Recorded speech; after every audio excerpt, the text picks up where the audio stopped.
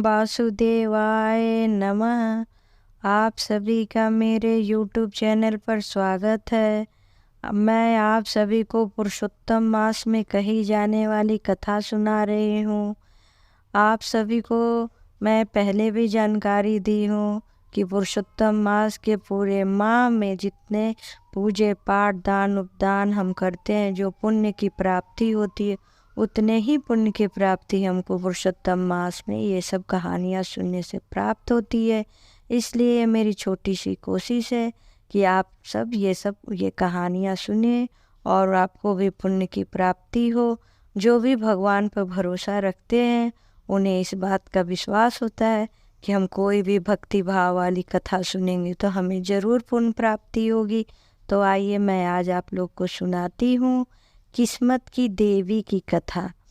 एक समय की बात है कि एक ब्राह्मण रहता था एक गांव में। उसकी पत्नी थी और 2 लड़कियां थी, सुवर्णा और रत्ना, और उसकी एक बूढ़ी माँ थी।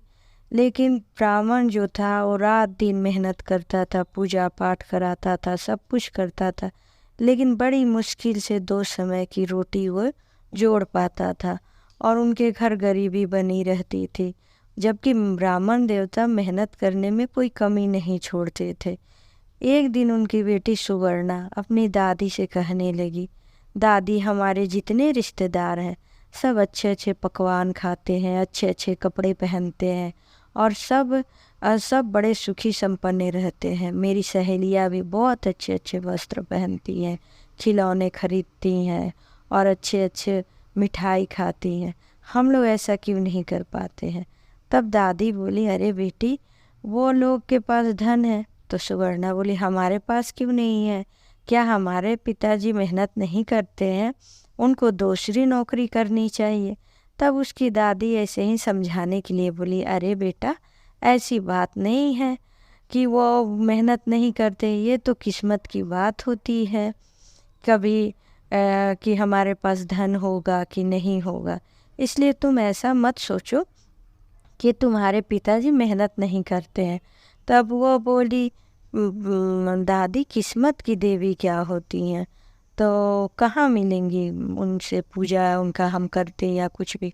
तो वो यूँ ही बोल दी, जैसे बोली थी किस्मत की देवी होती है यूँ ही, वैसे बात टालने के लिए बोली कि अरे किस्मत की लकीर हाथ में होती है। फिर सुवर्णा बोली कि दादी देखो तो मेरे हाथ में किस्मत की लकीर कौन सी है? तो उसकी दादी यूँ ही एक रेखे पे हाथ रख के बोल दी, ये है किस्मत की रेखा। फिर सुवर्णा बोली, अरे दादी, मेरे हाथ में तो किस्मत की रेखा है, फिर हम लोग गरीब क्यों हैं? क्यों नहीं हमारे घर धन धन धान्य है? तो उसकी दादी यूँ ही फिर बोल दी कि अरे बेटी, ये किस्मत की लकीर जो है बड़ी पतली है। वो किस्मत की लकीर जो मोटी रहती है उसका होता है। तो वो कुछ ना बोली, चुपचाप थी। दादी को भी लगा कि मैंने सुवर्णा के मन को शांत करने के लिए जो बात बोल दी, शायद सुवर्णा समझ गई। वो फिर कुछ ना बोली, सोची बच्ची है, बात भूल गई। लेकिन सुवर्णा इस बात को नहीं भूली थी। वो क्या कि एक लकड़ी नुकीली ले ली और उस लकीर पे जो दादी ने बताया तो उस पर धीरे धीरे घिसने लगी और उसको कई दिनों से घिस रही थी, लेकिन ये कोई देख नहीं रहा था। वो जो अकेले बैठती तो ऐसा करती थी। एक दिन दादी और पोती सोए थे, तब तक दादी का हाथ सुवर्णा के सर के पास गया तो देखी कि अरे उसका बुखार से तप रही है। तो वो तुरंत उठी और सुवर्णा को भी जगाई, बोली, अरे बेटी, तू तो बड़ी बुखार से तप रहे, रुको मैं तेरे माँ बाप को बुला के लाती हूँ, वो कुछ दवा दे देंगे तो तुम्हारी बुखार उतर जाएगी। सुवर्णा बोली, नहीं दादी, मत बुलाना माँ पिताजी को। बोली, क्यों बेटा? नहीं नहीं, उनको बुलाओगे मुझे बहुत डांटेंगे। फिर दादी बोली, ऐसी क्या गलती की हो कि माँ और पिताजी डांटेंगे? तो बोली दादी, ये मेरी हाथ को दिखा के बोली, मैं किस्मत की लकीर जो पतली थी उसको गहरी कर रही थी, देखो मेरे हाथ सूज गए हैं, नीले पड़ गए हैं। जब दादी ये देखी तो सन्ने रह गई, क्योंकि वो तो यूं ही कह दी थी ये बात। वो सुवर्णा के हाथों को देख कर, उसके भोलेपन को देख के रोने लगी और उसको हाथों को चूमने लगी और मन ही मन सोचने लगी कि हे अब तो मैं अगर अपने बेटे बहू को ये बात बताऊंगी तो सुवर्णा सारी सच्चाई बताएगी, फिर मुझे ही वो दोष देंगे कि तुमने यूं ही क्यों कह दिया, और बहुत डांटेंगे। फिर वो सुवर्णा के सर पे पट्टी रखने लगी। और उसके बाद से जब सुवर्णा सो गई तो अब दादी पीछे की ओर बैठ के पीट करके बोलने लगी, हे किस्मत की देवी, मैं नहीं जानती हूँ आप इस दुनिया में है या नहीं है, लेकिन मैं आपसे ये कहना चाहती हूँ कि अगर आप सुन पा रही हैं तो मेरी बेटी का हाथ ठीक कर दीजिए और कृपा अपनी कीजिए। ये बहुत ही भोली है, मैं तो यूं ही उससे कह दी थी, और देखिए वो आपको समझ के उस रेखा को गहरी करना चाह रही है।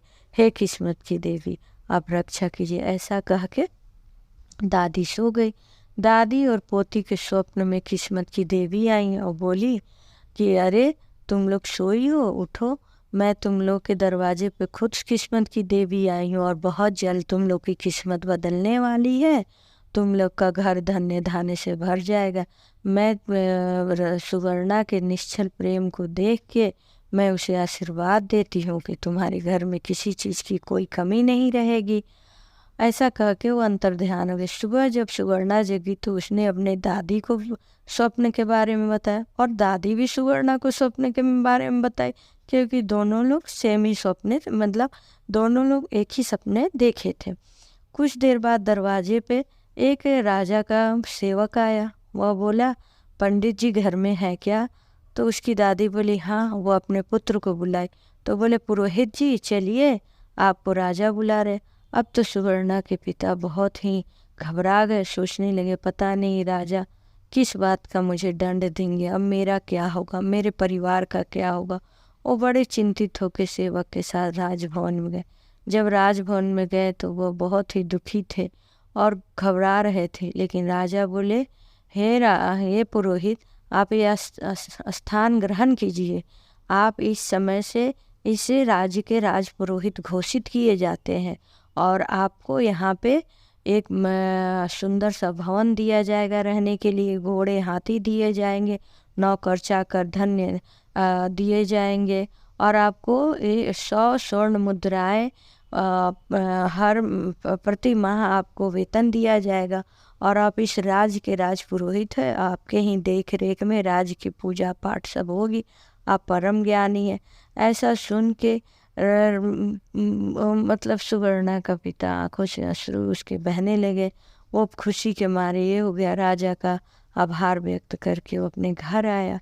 और इधर सुवर्णा की माँ, दादी, रत्ना सब बड़े ही व्याकुल थे, पता नहीं पिताजी के साथ क्या होगा राजभवन में। जब उधर से सुवर्णा के पिता आए तो वो खुशी से फूले ना समा रहे थे और सारी बातें बताई कि मैं राज्य का राजपुरोहित हो गया और हम लोग को चल के एक बड़े से भवन में रहना। सब वहाँ गए, पूरे सुख सुविधा की सामान वहाँ पे थे और बड़े ही आराम से दादी, पोती, उसकी माँ, बहन सुवर्णा सब रहने लगे और उनके घर में किसी चीज़ की कमी ना रही। किस्मत की देवी इतनी जल्दी उनकी किस्मत बदल देगी, यह सुवर्णा और उसकी दादी ने सोचा भी नहीं था।